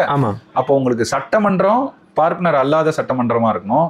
உங்க கட்சி தொடங்கினது பார்ப்பனர் அல்லாத இயக்கத்துல இருந்துன்னு சொல்லுவீங்க. ஆனா நாடாளுமன்றத்துக்கு மட்டும் பார்ப்பனரை நீங்களே அனுப்புவீங்களா? அதான் திராவிட அரசியல். எவ்வளவு கேடுகட்ட அரசியலா இருக்கு பாத்தீங்களா? நீங்க சொன்னீங்கல்ல வாஷிங் மிஷின், அந்த வாஷிங் மிஷின்ல எந்த ஆரிய பார்ப்பனர் வந்தாலும் அவரை தூக்கி உள்ள போட்டு செலவு செஞ்சு திராவிடரா நாங்க மாத்திடுவோங்க. ஓகேண்ணே, கடந்த வாரம் வந்து இன்னொரு விஷயமும் ரொம்ப பரபரப்பா பேசப்பட்டுச்சு. கீழடி ஆய்வறிக்கையை திருத்தி கொடுக்க சொல்லி ஒன்றிய தொல்லியல் துறை வந்து அந்த முதல் 2ஆம் கட்ட அகழாய்வுகளை மேற்கொண்ட அமர்நாத் ராமகிருஷ்ணனுக்கு அறிவுறுத்தியதா ஒரு செய்தி வந்துச்சு. பல தரப்புல இருந்தும் இது பரபரப்பா பேசப்பட்டுச்சு. நீங்க என்ன நினைக்கிறீங்க? இதுதான் செய்வாங்கன்னு நமக்கு தெரியும். நம்ம தொடக்கத்துல இருந்து இவங்க செயல்பாடு அப்படிதான் இருக்கு. ஏஎஸ்ஐ அப்படிதான் செய்யும். ஆர்கியாலஜிக்கல் சர்வே ஆஃப் இந்தியா அவங்க வந்து இப்படிதான் செய்வாங்கன்றது தெரியும். அவங்களோட நோக்கமே இதுதான். தமிழ்நாட்டுல இருந்து தமிழர்களுக்கு எந்த பெருமையும் வராமல் பார்த்து கொள்வதுதான் அவங்களோட முதன்மை நோக்கம். அதுக்கு பிறகுதான் இந்த வட இந்திய சமஸ்கிருத ஏதாவது நாகரிகம்னு ஏதாவது கிடைக்குதான்னு தோண்டிக்கிட்டு இருப்பாங்க. அவங்களுக்கு தமிழனுக்கு எதுவும் வந்துடக்கூடாதுன்றதுல ரொம்ப சரியா இருப்பாங்க. அதுல இப்ப புதுசு கிடையாது. அமர்நாத் ராமகிருஷ்ணன் இந்த கீழடி பெரிய அளவுக்கு பேசு பொருளானது காரணமே ஏஎஸ்ஐயோட எதிர்ப்பு தான். அவங்க எதிர்க்கிறாங்கன்ற செய்தியை வந்து அமர்நாத் ராமகிருஷ்ணன் அப்ப வெளியே கொண்டு வந்த போதுதான் கீழடி பெரிய அளவுக்கு வெடிச்சு செதறிச்சு எல்லாருக்கும் தெரிகிற ஒரு பேசு பொருளா. அதாவது ஒரு தொல்பொருள் ஆய்வுக்காக பல பேர் போராடினது அப்பதான். அப்பவே பல பேர் சொன்னாங்க. குறிப்பா நாம் தமிழர் கட்சி சொல்லுச்சு, 2 ஏக்கர்ல செய்றீங்க, அது மொத்தமா பாத்தீங்கன்னா 100 ஏக்கருக்கும் மேல. அந்த மொத்த இடத்தையும் அரசு வாங்கி தோண்டி பார்த்தா உண்மையா என்ன நிலைன்னு தெரிஞ்சிடும். இதை தமிழ்நாடு அரசு தொல்லியல் துறை வச்சிருக்கு, அந்த தொல்லியல் துறையின் சார்பாக இதை செய்யுங்க அப்படின்னு எல்லாம் பல முறை சொல்லியாச்சு. செய்யல. சரி, தமிழ்நாடு அரசும் அந்த தொல்லியல் ஆய்வுல அதுக்கு பிறகு ஈடுபட்டுச்சு இல்லையா? 10 கட்ட ஆய்வு நடந்திருக்கு. அவங்க ஈடுபட்டதுல அவங்க என்ன செஞ்சிருக்கிறாங்க, எந்த அளவுக்கு செய்திகள் கொண்டு வந்திருக்கிறாங்க, எத்தனை அடி கீழே போனாங்க? ஏன்னா அமர்நாத் ராமகிருஷ்ணன் போனப்போ 6 அடி 8 அடி ஏதோ தான் போனதா அவங்க செய்தி வந்துச்சு. அதுக்கு பிறகு இப்ப எவ்வளவு அடிக்கு போயிருக்காங்க, அதுல என்னென்ன கிடைச்சிருக்கு, அதுக்கான ரிப்போர்ட் எங்க? இன்னும் மீதி 100 ஏக்கர் இருக்குன்னாங்க. 2 ஏக்கர்ல மட்டும்தான் செஞ்சிட்டு இருந்தாங்க. அதுக்கே வந்து மோடி அரசு, பாஜக அரசு வந்து சரியா தொகை ஒதுக்கல. 2 கோடி ஒதுக்குறாங்க, 1 கோடி ஒதுக்குறாங்க. அதை வச்சு எப்படி வேலை செய்ய முடியும்? சம்பளம் போடுறதுக்கே சரியா போயிடும். இப்படிலாம் நிறைய செய்திகள் அப்போ வந்துச்சு. சரி, அவங்களுக்கு நோக்கமா தான் நமக்கு தெரியுது. நீங்க கையில எடுத்த பிறகு நீங்க அதை வீரியமா செஞ்சிருக்கணும்ல. நீங்க ஏன் செய்யல? நீங்க என்ன பண்ணீங்க இத்தனை ஆண்டுகள்? அதுல நீங்க என்ன பண்ணீங்க அப்படிங்கிறதுக்கு ரிப்போர்ட் கொடுக்கல. இது வரைக்கும் வரல தானே? இல்ல இது வரைக்கும் 10 கட்ட ஆய்வு நடந்திருக்குன்னு அது தொடர்பா விரிவான எந்த ஒரு அறிக்கையும் மாநில அரசும் வெளியிடல. பண்ண மாட்டாங்க. ஒரு புத்தக கண்காட்சியில வந்து ஒரு அரங்கம் வச்சு அங்க எப்படி இருந்துச்சு அப்படிங்கிறத காட்சிப்படுத்தினாங்க. இவ்வளவுதான் செஞ்சாங்களே தவிர அங்க ஒரு காட்சியகம் அமைச்சிருக்கிறாங்க. எவ்வளவு பெருசா செஞ்சிருக்கணும், எவ்வளவு கொண்டாடி இருக்கணும், எவ்வளவு. அதாவது இப்போ இரும்பு காலம் வந்து இங்க நம்ம சான்று நம்ம கண்டுபிடிச்சோம் அப்படின்ன உடனே அது உலக அளவுல பேசு பொருளா இருக்கு. இப்ப அதையும் தப்புன்னு சொல்றதுக்கு இந்த ஆரிய கூட்டம், இந்த கூட்டம் வந்து வேலை செஞ்சுக்கிட்டு நிறைய பேர் வந்திருக்காங்க, செஞ்சுட்டு இருக்காங்க. அதுவே பொய், அது சரியா இல்லை, அது சரியா செய்யப்படாத ஒரு ஆய்வு, அந்த ரிப்போர்ட் தப்பு அப்படின்னு எல்லாம் பேசிட்டு வராங்க. அப்ப அந்த மாதிரி செய்வாங்கன்னு தெரியல. அப்ப நீங்க இன்னும் வீரியமா செஞ்சிருக்கணும்ல. குறிப்பா நீங்க திராவிடம்னா ஆரியத்துக்கு எதிரானதுன்னு சொல்லும் போது நீங்க திராவிட அரசியல் பேசுறவங்க இதை வீரியமா தொடக்கத்துல இருந்து செஞ்சிருந்தா இந்நேரம் முடிச்சிருக்க முடியுமா இல்லையா? நிச்சயமா. குறைந்த அளவு 2 ஏக்கர்ல அப்ப செய்யப்பட்டது, இவ்வளவு ஆழத்துக்கு தான் செய்யப்பட்டது, நாங்க இன்னும் இவ்வளவு ஆழத்துக்கு செஞ்சிருக்கோம் அப்படின்னு சொல்லி இந்த 2 ஏக்கரை 10 ஏக்கருக்கு நாங்க இப்ப முடிச்சிருக்கோம் அப்படின்னு நீங்க எடுத்து ரிப்போர்ட்டை போட்டிருக்கணும்ல. கண்டிப்பா. எவ்வளவு கொள்ளையடிக்கிறீங்க? அதுல கொஞ்சத்தையாவது உங்களுக்கு மொத்த அரசியலும் உருவாக்கி கொடுத்த இந்த மொழி சார்ந்த மக்கள், இந்த தமிழர்களுக்கு செய்யணும்னு நினைச்சிருந்தா இதை செஞ்சிருக்கலாம்ல. தாராளமா செஞ்சிருக்கலாம். இப்ப இதனாலதான் சொல்றான் ஆரியமும் திராவிடமும் ஒண்ணு. அவன் வேகமா செய்வான், அவன் எதிர்க்க வந்து என்னை குத்தி கொல்லுவான், நீ பக்கத்திலேயே இருந்து முதுகுல குத்திடுவேன். அவ்வளவுதான். இதுதான் நடந்து. இந்த இடத்துல நான் இன்னொரு விஷயத்தையும் உங்களுக்கு சொல்லணும். நீங்க வந்து எதுவுமே செய்யல அப்படிங்கிறீங்க. அதுக்காக எங்க ஐயா ஒரு போராட்டம் அறிவிச்சிருக்கிறாரு. வீரமணி ஐயா. என்ன போராட்டம் தெரியுமா? கீழடி திராவிட பண்பாட்டை மீட்டெடுக்க விரைவில் போராட்டம். ஐயா வீரமணி அறிவிப்பு. திராவிட பண்பாட்டை நாங்க மீட்டெடுத்து காட்டுறோம் பாருங்க. அந்த சொல்ல அந்த இடத்துல கொண்டு வந்து புகுத்துறதுக்காக மட்டும்தான் இதை அறிவிச்சிருக்கிறார். உண்மையான நோக்கம்னா இவரை அதை போய் எப்பல இருந்து செஞ்சிருக்கணும். நீங்க இதெல்லாம் செஞ்சிருந்தீங்கன்னா நீங்க திராவிடம்னு சொல்லும் போது கூட உங்க பின்னாடி நாங்க நின்றுட்டு தான் இருந்தோம். கரெக்ட், நின்று இருப்போம். நீங்க முதுகுல குத்துனீங்க, அப்பட்டமா குத்துனீங்க, அதுக்கு பிறகுதான் எதிர்க்க வேண்டிய நிலைக்கு வரும். அப்ப பிழை யார்கிட்ட இருக்கு? எல்லாமே அவங்க மேலதான் இருக்கு. செஞ்சுட்டு நீங்க என்ன இன்னைக்கு வந்து என்ன நாடகம் ஆடுறீங்க? இதை அப்போ பேசும்போதே இது அந்த மாதிரிலாம் சொல்றதை விட்டுருங்க. இது அமர்நாத் ராமகிருஷ்ணன்கிட்டயே நான் இந்த கேள்வியை கேட்டிருக்கேன். அவர் சொன்னது இது சங்ககால நாகரிகம்னு சொல்லுவோம், சங்க காலத்துக்கு இதுக்கு பொருந்தி போகுது, அதனால சங்ககால நாகரிகம்னு சொல்லுவோம். இதை வந்து நான் அதுக்குள்ள வரல, ஆரியம் திராவிடம் தமிழ் திராவிடம் இதுக்குள்ள நான் வரல அப்படின்னாரு. அது அவர் கருத்து, அவர் ஆய்வாளர், அவ்வளவுதான். அவர் அதோட பாக்குறாரு, அரசியலுக்குள்ள அவர் வர விரும்பல. ஆனா இது தமிழர்கள் தமிழ்ல தானே இருக்கு, வந்த எல்லாமே தமிழ் எழுத்துக்கள், தமிழ் மக்கள் வாழ்ந்தது இப்படிதான் பார்க்கப்படுதுன்னா அது தமிழ் நாகரிகம் தானே. நிச்சயமா அப்படிதானே சொல்லணும். சரி, அது தமிழ் நாகரிகம் சொல்லனா திராவிடன்னு சொல்றாங்கன்னா அதுல இருக்கிற அரசியல் இன்னைக்கு இந்த தமிழ் கன்னடம் கமலஹாசனை போட்டு அடிச்சாங்களே அதுலயே தெரியலையா? நீ திராவிடம்னு சொல்லுவ, அவன் தான் ஏத்துக்க மாட்டான்ல, அப்புறம் நீ எதுக்கு திரும்ப திரும்ப சொல்ற?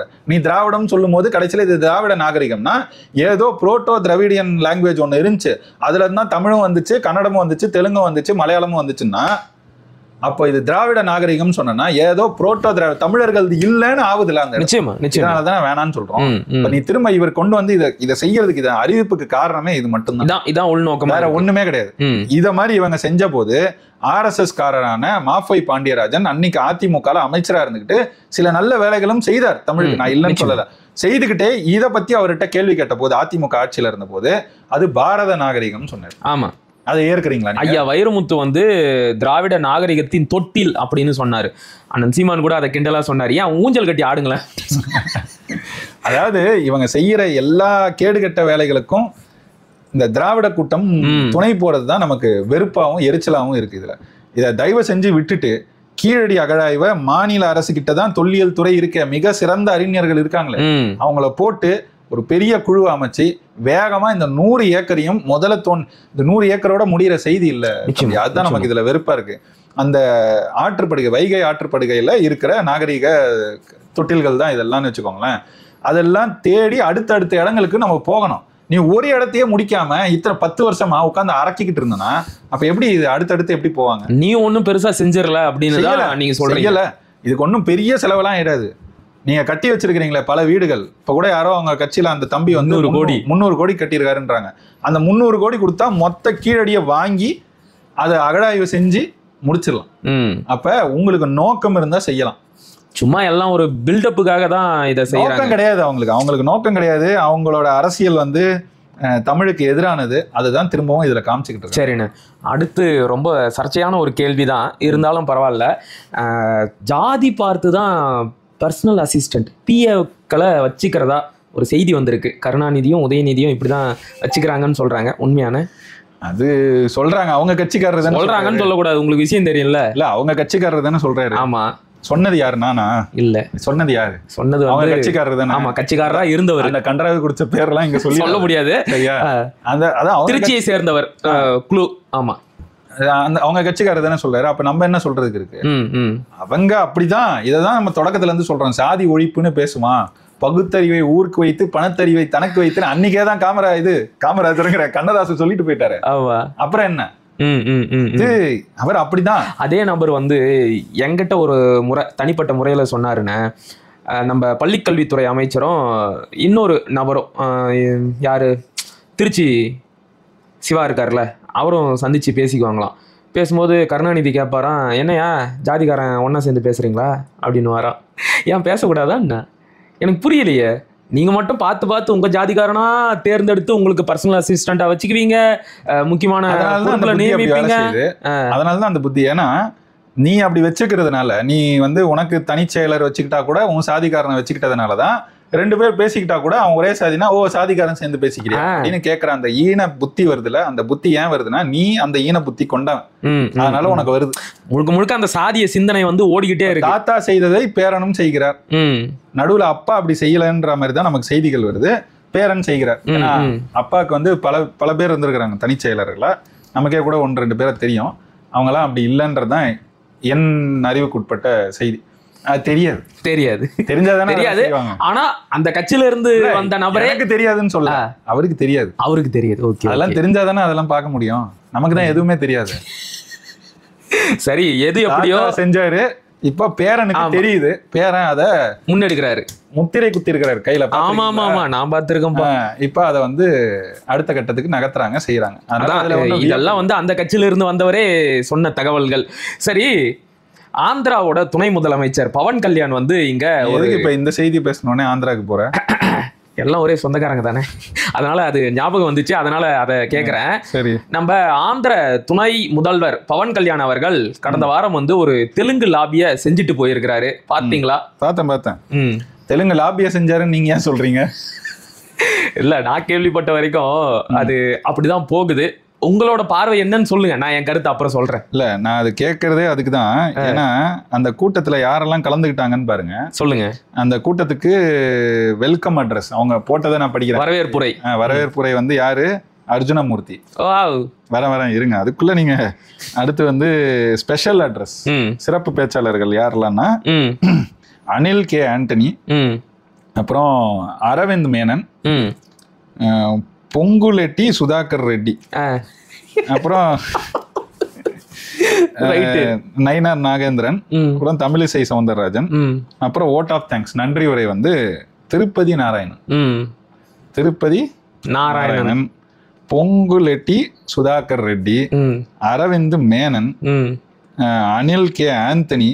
அது யாருன்றது உங்களுக்கு தெரிஞ்சா தெரிஞ்சுக்கோங்க, இல்லைன்னா போய் கேட்டு தேடி பார்த்துக்கலாம். சரி, இப்ப அர்ஜுனமூர்த்தி யாருன்னு தெரியுதா? தெரியும். இந்த அர்ஜுனமூர்த்தி அந்த கும்பல், முருகன் இந்த கும்பல் சேர்ந்துதான் சுந்தர தெலுங்கு கூடல்னு ஒரு சில ஆண்டுகளுக்கு முன்னாடி 2016 வாக்குலன்னு நினைக்கிறேன், 18 முருகன் தலைவரா இருக்கும் போது தான் அந்த காலகட்டத்துல ஒரு கூட்டத்தை நடத்தினாங்க.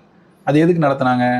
சுந்தர தெலுங்கு கூடல்னு தமிழ்ல போட்டு தமிழ்நாட்டுல நடத்துவீங்க. அந்த கும்பல் தான் இப்ப சேர்ந்து இந்த நிகழ்ச்சியை நடத்தி பவன் கல்யாணம் கூட்டிகிட்டு வந்து. எதுக்குன்னா நீங்க சொன்னதுதான், தமிழ்நாட்டில் இருக்கிற தெலுங்கர்களுடைய வாக்கு பெரும்பான்மையா திமுகவுக்கு போகுதுங்கிறது அவங்களுக்கு நல்லா தெரியுது. பெரும்பான்மையா நம்ம எல்லாரும் அவங்களுக்கு தான் போடுறாங்கன்னு சொல்லல, அதிமுகவுக்கும் போடுறாங்க, நாம் தமிழர் கட்சிக்கும் கூட சில பேர் போடுறாங்க. அது இருக்கதான் செய்யுது. பாஜகவுக்கும் போடுறாங்க, அதை நம்ம மறுக்கல. காங்கிரஸுக்கும் போடுறாங்க. காங்கிரஸ்ல இத்தனைக்கும் இந்த முறை வென்ற ஒரு நாடாளுமன்ற உறுப்பினர் நாடாளுமன்றத்துக்கு போய் தெலுங்குலயே பதவி ஏத்துக்கிட்டாரு. அதை நாம எதிர்த்து பேசினதுக்கு அங்க போய் ஒப்பாரி வச்சாரு. ஆமா செஞ்சார்ல. இப்போ அதனால எல்லா கட்சிக்கும் அவங்க வாக்கு செலுத்துறது மட்டும் இல்லாம எல்லா கட்சியிலையும் ஆளுகைக்குட்பட்ட இடங்கள்ல அவங்க இருக்கிறாங்க அப்படிங்கிறது தான் உண்மை.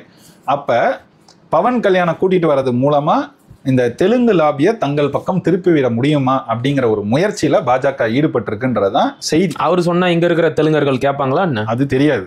ஆனா அவங்க முயற்சி எதுக்காக? ஏன்னா பாஜக எதையுமே சும்மா செய்யாதுங்கிறது உங்களுக்கும் தெரியும் இல்லையா? ஆனா ஏற்கனவே ஒரு தடவை இதே முயற்சியை திமுகவே எடுத்துச்சு. ஐயா சந்திரபாபு நாயுடு வந்து 2016 சட்டமன்ற தேர்தலுக்கு முன்னாடி இங்க வந்து தமிழ்நாட்டில் வசிக்கின்ற தெலுங்கர்கள் எல்லோரும் திமுகவிற்கே வாக்கு செலுத்துங்கள் அப்படின்னு சொல்லிட்டு போனாரு. இப்ப பாஜக பவன் கல்யாணம் கூட்டிக்கிட்டு வருது.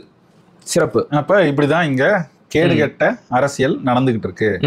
இத மாதிரி யாராவது தமிழர்களை கூட்டிட்டு போய் இந்த மாதிரி செஞ்சா என்ன நடக்கும்னு சிந்திச்சு பாருங்க. கூட்டிட்டு போய் முதல்ல பேச விடுவாங்க. ஒரே ஒரு முறை அந்த தமிழ் செல்வனுக்காக இங்க இருந்து அண்ணன் போனாரு, போய் வாக்கு கேட்டாருங்கிறதுக்கு இன்னைக்கு வரைக்கும் இந்த திமுக காரன் பொங்குறானே, உங்க ஆளுங்க எவ்வளவு வேலை பார்த்திருக்கிறாங்க.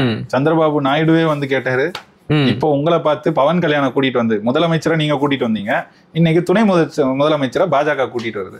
ஆனா பவன் கல்யாணம் வந்து இத்தோட நிறுத்தலன்னு ஒரே நாடு ஒரே தேர்தலுக்கும் ஒரு விஷயத்தை சுட்டி நிறுத்தல இல்ல. அந்த கூட்டமே அதுக்குதான். அந்த கூட்டமே அதுக்குதான். ஒரே தேர்தல் பத்தி ஒரு விழிப்புணர்வை ஏற்படுத்துறதுக்கும் பேசு பொருள் ஆக்குறதுக்கும் தான் கருணாநிதியோட விருப்பம் அதான் அப்படின்னு சொல்றாரு தானே. ஆமா, அந்த காணொலியை வெட்டி அவரோட கருணாநிதியோட நெஞ்சுக்கு நீதியில இருக்கு போய் படிங்கன்னு சொல்றாரு. அவங்களுக்கு அது போனதுக்கு ஒரு பெரிய காரணமும் நம்ம தான். காரணத்தோட சொல்றேன். அந்த காணொலியை வந்து நான் பல காணொலிகளை வெட்டி போட்டிருக்கேன். அதுல ஒரே நாடு ஒரே தேர்தலுக்கு 2 முறை பேசியிருக்கிறாரு கருணாநிதி. அந்த 2 முறை பேசினதையும் வெட்டி எடுத்து நான் ட்விட்டர்ல போட்டு என் கருத்துக்களை போட்டிருந்தேன். அது நான் போட்டது, அதுல என் பேர் சில இடங்கள்ல போட்டிருப்பேன், சில இதுல என் பேர் இருக்காது. அது நிறைய இடங்களுக்கு பகிரப்பட்டு ஒரு நாள் இடும்பவனம் கார்த்தி கூட கூப்பிட்டு, சங்கிங்க பக்கத்துலலாம் உங்க காணொலி போயிட்டு இருக்குதுங்க, உங்க பேரோட போகுதுங்க அப்படின்னு சொல்லி. அப்புறம் தான் நான் போய் பாக்குறேன், அவனுங்க அதை அடிச்சு ஓட்டிக்கிட்டு இருக்கானுங்க எல்லா பக்கமும். ஒவ்வொன்றும் பார்த்தா அவ்வளவு ஆயிரக்கணக்கான வியூஸ் ட்விட்டர்ல போட்டு பறந்துகிட்டு இருந்துச்சு எல்லா பக்கமும். அப்ப இத வந்து பேசியிருக்கிறாருன்னு திமுக காரனுக்கே தெரியாது. நம்ம போடுறோம், பாஜக காரனுக்கும் தெரியாது. நம்ம போட்ட பிறகு அது பேசு பொருளாகுது. அதை எடுத்துட்டு வந்து ஒரு துணை முதல்வரே இப்ப பேசுறாரு. அந்த அளவுக்கு ரீச் ஆயிருக்கிறீங்க பாருங்க. ரீச் ஆனது ரெண்டாவது, கருணாநிதி பேசியிருக்கிறாருங்கிறது தான் இதுல உண்மை. அதுல என்னென்ன பேசியிருப்பாரு தெரியும், அருமையா இருக்கும். அதாவது பேச்சுன்னா பேச்சு அப்படி இருக்கணும்டா பேச்சு அப்படின்னு 3 எடுத்துக்காட்டுகள் சொல்லியிருப்பாரு. எனக்கு நினைவு இருந்துச்சுன்னா நான் 3 சொல்றேன். ஒண்ணு வந்து, விளக்கேற்றும் போது ஒவ்வொரு விளக்கையும் தீக்குச்சியால் ஏற்றி கொண்டிருக்க மாட்டார்கள். முதலில் ஒரு விளக்கை தீக்குச்சி கொண்டு ஏற்றிவிட்டு அந்த விளக்கை வைத்து மற்ற விளக்குகளை ஏற்றுவார்கள். அதுபோல ஒரு நாட்டில் ஒவ்வொரு மாநிலத்துக்கும் தனித்தனியாக ஏற்றக்கூடாது, எல்லாத்தையும் மொத்தமா கொளுத்தி விட்டுரு அப்படிங்கிற. சரியா? அடுத்தது இன்னொரு எடுத்துக்காட்டு என்னன்னா, வீட்டில் தாய்மார்கள், நம்ம சொல்லல, அவர் சொன்னது வீட்டுல தாய்மார்கள் மட்டும்தான் சமைக்கணுமா? இந்த கேள்வியை திராவிடத்துல தானே கேட்பானுங்க. ஆமா, சமையலறை உடைப்பு போராட்டம். உங்க தலைவர் தான் சொன்னாரு, வீட்டில் தாய்மார்கள் சோறு வடிப்பதற்காக ஒரு முறை அடுப்பை ஏற்றிவிட்டு மீண்டும் அணைத்து விட்டு குழம்பு செய்வதற்காக மீண்டும் கொளுத்த மாட்டார்கள்.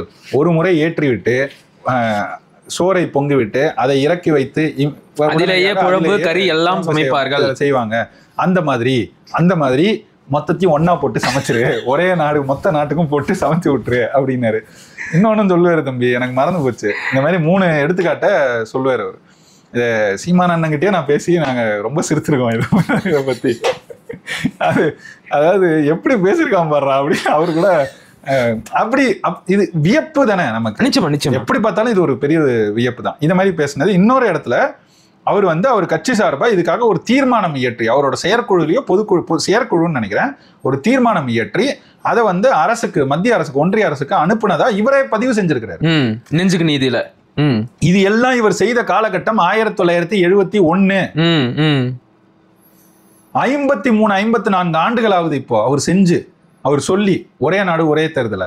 இன்னைக்கு திமுக எதிர்க்கிறேன்னு சொல்லிட்டு பக்கமா அறிக்கையெல்லாம் விடுறாங்க. உங்க வரலாறு நீங்க படிக்கவே மாட்டீங்களாடா?